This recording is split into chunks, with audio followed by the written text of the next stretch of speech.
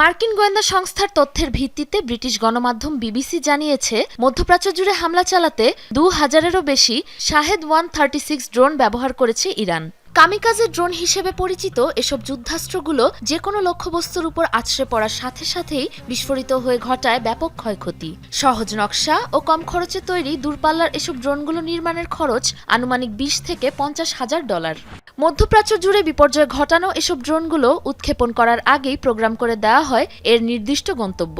Satellite navigation সিস্টেমের মাধ্যমে যুদ্ধাস্ত্রগুলো চিনে নেয় সেই গন্তব্যে পৌঁছানোর পথ।